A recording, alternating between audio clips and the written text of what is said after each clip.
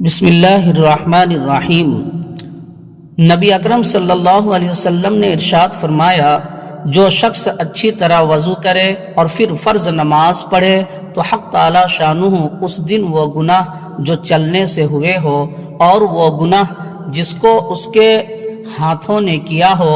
اور وہ گناہ جو اس کے کانوں سے صادر ہوئے ہو اور وہ گناہ جن کو آنکھوں سے کیا ہو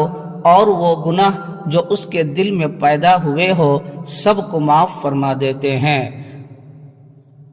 اس حدیث مبارکہ کی مختصر سی تفسیر۔ یہ مضمون بھی کئی صحابہ کرام رضی اللہ تعالی عنہ سے نقل کیا گیا ہے،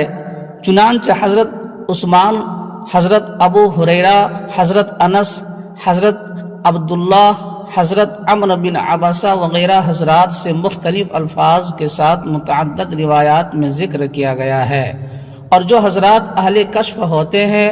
ان کو گناہوں کا زائل ہو جانا بھی محسوس ہو جاتا ہے۔ چنانچہ حضرت امام ابو حنیفہ رحمۃ اللہ علیہ کا قصہ مشہور ہے کہ وضو کا پانی گرتے ہوئے یہ محسوس فرما لیتے تھے کہ کون سا گناہ دھل رہا ہے۔ حضرت عثمان رضی اللہ عنہ کی ایک روایت میں نبی اکرم صلی اللہ علیہ وسلم کا یہ ارشاد بھی نقل کیا گیا ہے کہ کسی شخص کو اس بات سے مغرور نہیں ہونا چاہیے، اس کا مطلب یہ ہے کہ اس گھمنڈ پر کہ نماز سے گناہ معاف ہو جاتے ہیں، گناہوں پر جرأت نہیں کرنا چاہیے، اس لیے کہ ہم لوگوں کی نماز اور عبادات جیسی ہوتی ہے، ان کو اگر حق تعالی شانہ اپنے لطف و کرم سے قبول فرما لے تو ان کا لطف و احسان و انعام ہے، ورنہ ہماری عبادتوں کی حقیقت ہمیں خوب معلوم ہے۔ اگرچہ نماز کا یہ اثر ضروری ہے کہ اس سے گناہ معاف ہوتے ہیں، مگر ہماری نماز بھی اس قابل ہے، اس کا علم اللہ ہی کو ہے، اور دوسری بات یہ بھی کہ اس وجہ سے گناہ کرنا کہ میرا مالک کریم ہے، معاف کرنے والا ہے، انتہائی بے غیرتی ہے۔ اس کی مثال تو ایسی ہوئی کہ کوئی شخص یوں کہے کہ اپنے ان بیٹوں سے جو فلاں کام کرے درگزر کرتا ہوں، تو وہ نالائق بیٹے اس وجہ سے کہ باپ نے درگزر کرنے کو کہہ دیا ہے جان جان کر اس کی نافرمانیاں کرے۔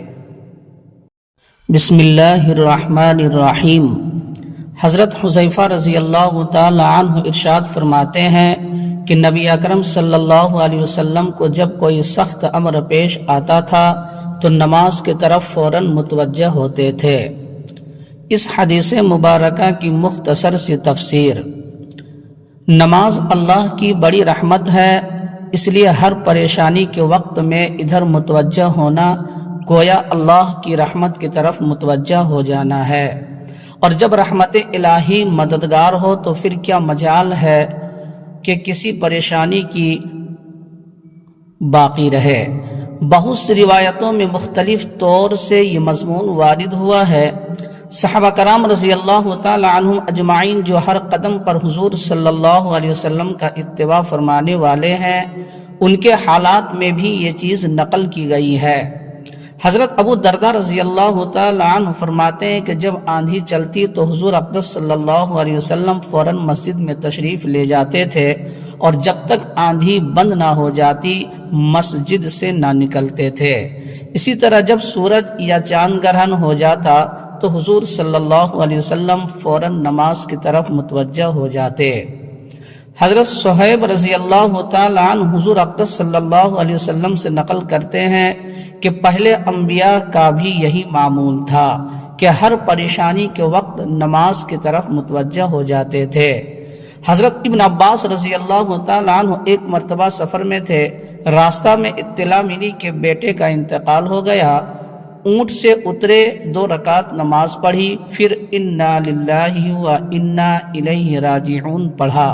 اور پھر فرمایا کہ ہم نے وہ کیا جس کا اللہ تعالیٰ نے حکم فرمایا ہے، اور قرآن پاک کی آیت وَاسْتَعِینُوا بِالصَّبْرِ وَالصَّلَاةِ تلاوت کی۔ ایک اور قصہ اسی قسم کا نقل کیا گیا ہے کہ حضرت ابن عباس رضی اللہ تعالی عنہ تشریف لے جا رہے تھے، راستہ میں ان کے بھائی کے انتقال کی خبر ملی، راستہ سے ایک طرف کو ہو کر اونٹ سے اترے، 2 رکعت نماز پڑھی اور التحیات میں بہت دیر تک دعائیں پڑھتے رہے، اور پھر اٹھے اور اونٹ پر سوار ہوئے اور قرآن پاک کی آیت وَاسْتَعِينُوا بِالصَّبْرِ وَالصَّلَاةِ وَإِنَّهَا لَكَبِيرَةٌ إِلَّا عَلَى الْخَاشِعِينَ تلاوت فرمائی۔ ترجمہ: اور مدد حاصل کرو صبر کے ساتھ اور نماز کے ساتھ، اور بے شک وہ نماز دشوار ضرور ہے مگر جن کے دلوں میں خشوع ہے ان پر کچھ دشوار نہیں۔